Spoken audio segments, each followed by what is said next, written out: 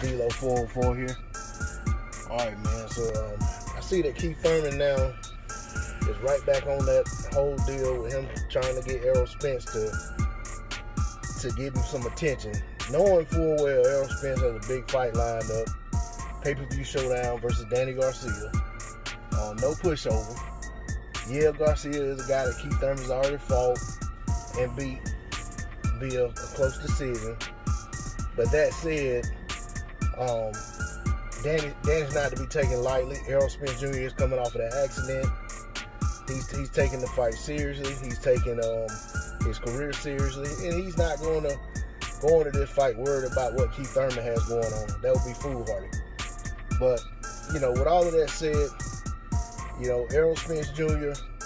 should remain focused on his task at hand, not pay Keith Thurman any attention, because when Keith Thurman was there, sitting as the man to be the man to be reckoned with, and Errol Spence Jr. was trying his best to get the fight with him.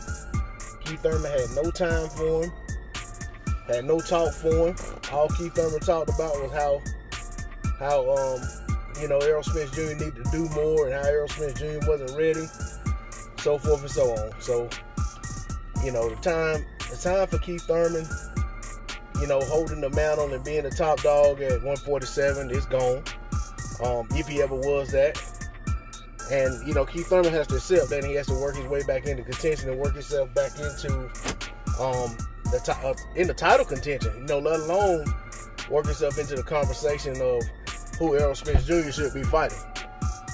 So that said, I want to see Keith Thurman get the good fights, get the big fights, but at the same time, Keith Thurman can't get those fights just off of who he was at one point in time. And that's the same thing I say about Shawn Porter.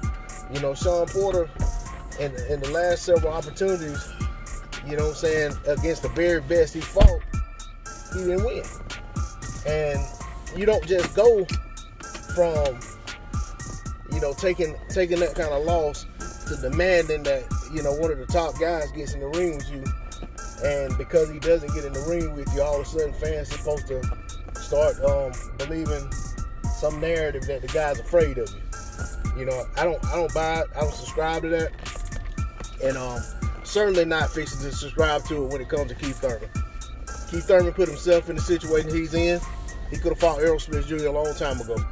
I'm not saying Errol Spence Jr. should never fight him, but I don't think Errol Spence Jr. should put his plans on hold to entertain a man who had no interest in facing him when the opportunity was there for the fight to be made, and the fight was actually bigger then than it would be now. D-Lo 404 Boxing, that's all I got to say on the subject. Come out.